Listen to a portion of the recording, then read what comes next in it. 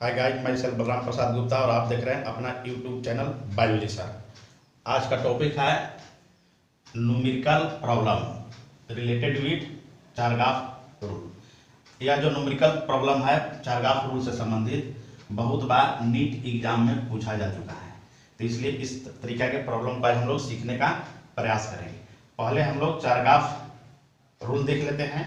यह है, यहाँ पर देखिए सवाल है कि किसी डबल स्ट्रैंडेड डीएनए सेगमेंट में एडेनिन की जो मात्रा है वह 30% है, तो साइटोसिन की मात्रा क्या होगा, थाइमिन की मात्रा क्या होगा और गुआनिन की मात्रा क्या होगा। तो पहले हम लोग थोड़ा सा चारगाफ रूल का लिख लेते हैं। तो जैसा कि आप चारगाफ रूल में जान रहे होंगे, इस रूल को प्रपोज किए थे इरविन चारगाफ। अब इन्होंने बताया था कि जो क्वांटिटी होता है एडेनिन का वो थाइमिन के बराबर होता है, या आप लिख सकते हैं कि quantity of ratio of adenine to thymine is unity.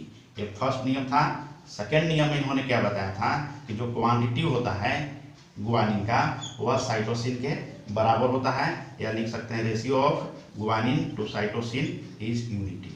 और तीसरा नियम उन्होंने बताया था कि जो क्वांटिटी होता है प्यूरिन का वह क्वांटिटी ऑफ पायरिमिडिन के बराबर होता है।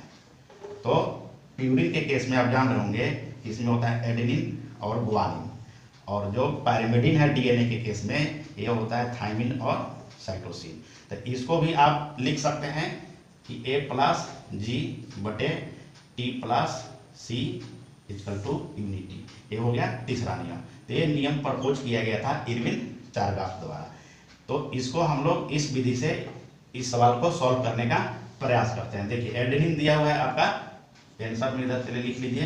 एडेनिन दिया हुआ है 30%, तो adenine is equal to thymine, तो थाइमिन भी आपका क्या हो जाएगा 30%। एक आंसर आपको ये मिल गया। अब क्या है कि A प्लस जी और इसका टू T प्लस सी, यदि टोटल मान के चलिए कि आपके पास यदि 100% है तो A प्लस टी यदि घटाएंगे, A प्लस टी यदि घटाएंगे तो A प्लस टी यानी 100 माइनस 30 आपका कितना हो जाएगा 60 हो गया, यानी A बचेगा 40। तो 40 कौन सा परसेंटेज बच गया, कौन से दो कंपोनेंट आपको रह गए, गुआनिन प्लस साइटोसिन। तो गुआनिन प्लस साइटोसिन हो गया आपका 40%। अब यहाँ देखिए गुआनिन और साइटोसिन इज इक्वल, दोनों क्या है एक दूसरा के इक्वल है। तो जब इक्वल होगा तो इसको आप 2G और 2C लिख सकते हैं 40%। तो यदि G निकालना हो, गुआनिन निकालना हो तो ये 20 हो गया, और यदि C फाइंड करना हो ये भी क्या हो गया 20।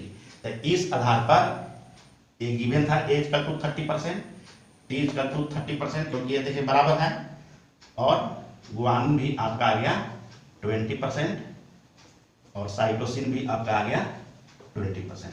तो इस प्रकार के न्यूमेरिकल सवाल आपको नीट एग्जाम में पूछे जाते हैं चारगाफ रूल से संबंधित। अब हम लोग सेकंड सवाल इसका देखते हैं। सेकंड प्रश्न देख लेते हैं। देखिए बोर्ड पर आप ध्यान से देखेंगे, लिखा हुआ है double stranded DNA have 6 coil. इसका मीनिंग थोड़ा हम लोग समझते चलते हैं। तो जब डीएनए का आप स्ट्रक्चर देखेंगे तो इस प्रकार से यह कॉइल रहता है। यहाँ से E1 टर्न हो गया, ये सेकेंड टर्न हो गया, तो इसको कहा जाता है 1 कॉइल। तो कितना कॉइल है 6 कॉइल है। और डीएनए का स्ट्रक्चर जब आप पढ़ते होंगे तो 1 कॉइल में नॉर्मल जो डीएनए होता है उसमें आपको 10 बेस पेयर होते हैं, 10 बेस पेयर। तो डीएनए में कितना कॉइल है 6 कॉइल है। तो इस डबल स्ट्रैंडेड डीएनए में हम लोग इसका बेस पेयर यदि निकाल लेंगे तो 1 कॉइल डीएनए स्ट्रक्चर में 10 बेस पेयर होता है, तो हो गया 10 इंटू 6 60 बेस पेयर। आगे सवाल पढ़ेंगे। 20 base pair are linked by double hydrogen bond, how many cytosine and guanine base pair, यानी साइटोसिन और गुआनिन के बेस पेयर की संख्या आपको निकालना है। तो डीएनए स्ट्रक्चर में जब पढ़ेंगे तो दो जो पॉलीन्यूक्लियोटाइड है दोनों तरफ से हाइड्रोजन बॉन्ड द्वारा जुड़े होते हैं, जिसमें आप जानकारी रखेंगे कि एडेनिन जो है यानी इधर एडेनिन है तो इधर क्या होगा थाइमिन होगा, और एडेनिन और थाइमिन के बीच में डबल हाइड्रोजन बॉन्ड होता है। और सेकेंड है यदि इधर ग्वानिन है तो इधर होता है साइटोसिन, और ग्वानिन और साइटोसिन के बीच में ट्रिपल बॉन्ड होता है। एक चीज आप याद रखेंगे, यहाँ पर डबल हाइड्रोजन बॉन्ड, यहाँ पर ट्रिपल हाइड्रोजन बॉन्ड। तो कह रहा है कि 20 base pair are linked by double hydrogen bond. तो इसका मतलब है कि 60 बेस पेयर में से आपको जो 20 जो बेस पेयर है वह है आपका डबल हाइड्रोजन बॉन्ड। इसका मतलब एडेनिन और थाइमिन है, एडेनिन और थाइमिन। तो बेस पेयर मतलब कि 20 हो गया एडेनिन और 20 हो गया थाइमिन। तो 20 base pair of adenine and thymine का मतलब है कि 20 हो गया आपका एडेनिन और 20 जो हो गया वो आपका थाइमिन, और 20 एडेनिन और थाइमिन मिलकर बनाएगा डबल बॉन्ड। इसको कहा जाएगा 20 base pair of adenine and thymine nitrogenous base pairing. अब पूछ रहा है कि साइटोसिन और ग्वानिन का बेस पेयर कितना होगा। तो टोटल बेस पेयर आपका डीएनए मॉलिक्यूल में कितना था 60, और 20 यहाँ है तो घटा दीजिए, ये बच गया 40 बेस पेयर। तो इसका मतलब है कि जो 40 जो बेस पेयर है वह किसका बच गया, ट्रिपल हाइड्रोजन बॉन्ड का, यानी गुआनिन ट्रिपल बॉन्ड साइटोसिन। तो 20 बेस पेयर यदि गुआनिन और साइटोसिन का है तो इसका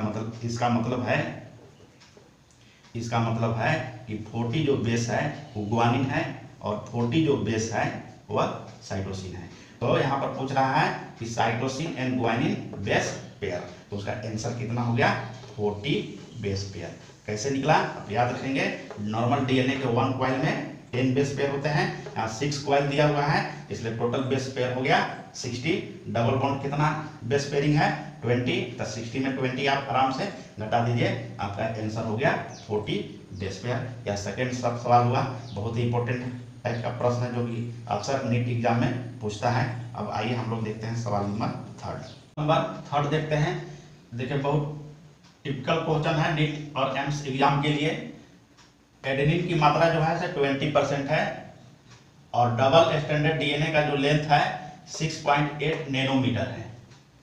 सवाल इसमें पूछ रहा है कि number of adenine base, number of thymine base, number of cytosine base, number of guanine base निकालें, साथ में number of pentose sugar molecule, number of base pairing, number of phosphate group and number of hydrogen bond आपको calculate करना है।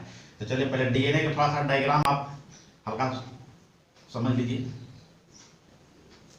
इसमें आप देखेंगे length का रहा है 6.8 नैनोमीटर और 1 टर्न जो है इसका जो लेंथ जो है 3.4 नैनोमीटर में आपको 10 बेस पेयरिंग मॉलिक्यूल होते हैं। लेंथ कितना है 6.8 नैनोमीटर। तो ये देखिए आपको जस्ट दूना लग रहा है, इसको इस तरीका से कैलकुलेट कर सकते हैं। तो ये आ जाएगा, कट जाएगा और एक कट गया 2 टाइम्स, ये हो गया 20 बेस पेयर। 20 बेस पेयर कहने का मतलब है कि 2 इसमें नाइट्रोजनस बेस के बीच में पेयरिंग हो रहा है। जैसे सपोज कीजिए मान ले एडेनिन है और थाइमिन है, तो 20 एडेनिन है और 20 थाइमिन है। यदि हम लोग बेस नाइट्रोजनस बेस निकालेंगे, तो ये कितना हो जाएगा 20 × 2, टोटल आपका नाइट्रोजनस बेस की संख्या कितना निकल गया 40। अब एक कैलकुलेट करके करेंगे। एडेनिन दिया हुआ है 20%, तो 40% का 20% एडेनिन निकाल दीजिए, तो ये आपका कट जाएगा, 4 दूनी 8 हो गया 8, ये आपका हो गया एडेनिन। और चारगाफ नियम में आप जान रहे होंगे कि जो एडेनिन जो होते हैं वे थाइमिन के इक्वल होते हैं। तो थाइमिन भी आपका कितना हो गया 8 नाइट्रोजनस बेस। अब ये हो गया 8 8 16 और टोटल कितना था 40। तो 40 में से आप 16 घटा दीजिए, ये बच गया आपको 24 नाइट्रोजनस बेस। और 24 जब बच गया तो आप चारगाफ नियम में जान रहे होंगे कि गुआनिन जो होता है वो साइटोसिन के बराबर होता है। इसका मतलब है कि हाफ जो होगा गुआनिन होगा और हाफ जो होगा साइटोसिन होगा। तो इसको आप लिख सकते हैं गुआनिन बराबर 24/2 = 12 या साइटोसिन बराबर 24/2 इक्वल टू 12। तो मॉलिक्यूल एडेनिन आपको निकल गया 8, थायमिन भी 8, साइटोसिन 12 और ग्वानिन 12। अब यहाँ पर देखिए पूछ रहा है सवाल number of deoxyribose pentose sugar. तो एक याद रखेंगे, डीएनए का यदि स्ट्रक्चर आपको सही ढंग से याद होगा तो जितने आपको नाइट्रोजनस बेस रहेंगे, टोटल नाइट्रोजनस बेस कितना आया था 40, उतना ही आपको पेंटोज शुगर रहेंगे। तो शुगर की संख्या जो होगा नंबर ऑफ शुगर मॉलिक्यूल हुआ नंबर ऑफ नाइट्रोजनस बेस के का होगा बराबर होगा। तो नंबर ऑफ शुगर मॉलिक्यूल कितना हो गया 40। अब करा है नंबर ऑफ बेस पेयर, तो बेस पेयरिंग करा है यानी दो बेसों के मिलने से, तो टोटल बेस पेयर कितना निकला है 20। Number of base pair 20। तीसरा सवाल में करा है नंबर ऑफ फॉस्फेट ग्रुप। तो जो नंबर ऑफ जो फॉस्फेट ग्रुप होंगे वो शुगर की संख्या के बराबर होगा। Number of sugar equal to number of phosphate group. तो शुगर कितना मॉलिक्यूल है 40, तो फॉस्फेट ग्रुप भी कितना हो गया 40। और 4 नंबर में देख लीजिए कह रहा है नंबर ऑफ हाइड्रोजन बॉन्ड। इसको थोड़ा आप लोग ध्यान से देखेंगे। तो देखिए जब आप चारगाफ में नियम देखेंगे तो एडेनिन जो है से थायमिन से कंबाइन करता है डबल बॉन्ड से, और ग्वानिन जो है से वह साइटोसिन से कंबाइन करता है ट्रिपल हाइड्रोजन बॉन्ड से। यानी ए और टी के बीच डबल बॉन्ड और ग्वानिन और साइटोसिन के बीच ट्रिपल बॉन्ड। तो एडेनिन और थायमिन की संख्या कितना था 8 था, और 8 है डबल बॉन्ड बन रहा है, तो ये हो गया 8 × 2 यानी 16, इसके बीच में ए एन टी के बीच में।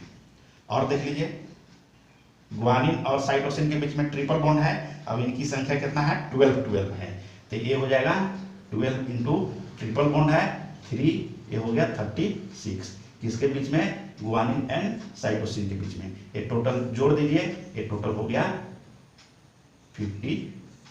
तो इस प्रकार से इसको आप सॉल्व कर सकते हैं बहुत इजी तरीका से, जो नीट एग्जाम के लिए बहुत ही इंपॉर्टेंट है। अब आइए हम लोग सवाल नंबर 4 देखते हैं। सवाल नंबर 4 में देखिए लिखा हुआ है एनालिसिस ऑफ डीएनए। डीएनए को एनालिसिस किया गया जिसमें पता किया गया कि न्यूक्लियोटाइड की संख्या 5386 है, एडेनिन का परसेंटेज 29% है, ग्वानिन 17% है, साइटोसिन 32% है, एंड थायमिन 17% है। अब इस सवाल में एक ऑब्जेक्टिव क्वेश्चन बन रहा है कि आप कंक्लूड कीजिए कि इस 4 ऑप्शन में से क्या सही हो। तो इस प्रश्न में आपको कंक्लूजन निकालना है कि कौन सा ऑप्शन जो है से आपका सही होगा। पहला ऑप्शन लिखा हुआ है it is double standard linear DNA, it is double standard circular DNA, it is single standard DNA, both A and B option. तो आप चारगाफ के नियम में पढ़े होंगे कि जो एडेनिन होता है क्वांटिटी उसका थायमिन के बराबर होता है, और दूसरा आप जान रहे होंगे कि जो क्वांटिटी होता है ग्वानिन का वो साइटोसिन के बराबर होता है। तो आप यहाँ पर देखिए सबका क्वांटिटी दिया हुआ है, आप चेक कर लीजिए। एडेनिन जो है से आपको 29% है एडेनिन, और इसका कॉम्बिनेशन थायमिन के साथ है जो कि 17% है। अब यहाँ चेक कर सकते हैं कि बराबर है कि नहीं बराबर है, तब देख रहे हैं कि बराबर नहीं है, not equal. Second case check कर लीजिए ग्वानिन और साइटोसिन, ग्वानिन है 17% और साइटोसिन जो है 32%। ये भी देखिए एक दूसरे के बराबर नहीं है। तो चारगाफ में नियम क्या करता है कि चारगाफ जो है यह नियम किसके लागू होता है, डबल स्टैंडर्ड डीएनए ये नियम, जिसमें इक्वल होना चाहिए, लेकिन इसमें इक्वल नहीं आ रहा है। इसका मतलब है कि यह डबल स्टैंडर्ड डीएनए मॉलिक्यूल नहीं है। जब डबल डीएनए मॉलिक्यूल नहीं है तो इसमें देखिए पहला option cross, second option cross, क्योंकि यहाँ देखिए डबल स्टैंडर्ड, यहाँ डबल स्टैंडर्ड, आपके पास बच क्या गया single standard, both A and B. जब both A and B cut गया तो चौथा ऑप्शन भी आपके पास कट गया। तो इसका मतलब चांस क्या है, यह सिंगल स्टैंडर्ड डीएनए मॉलिक्यूल हो सकता है।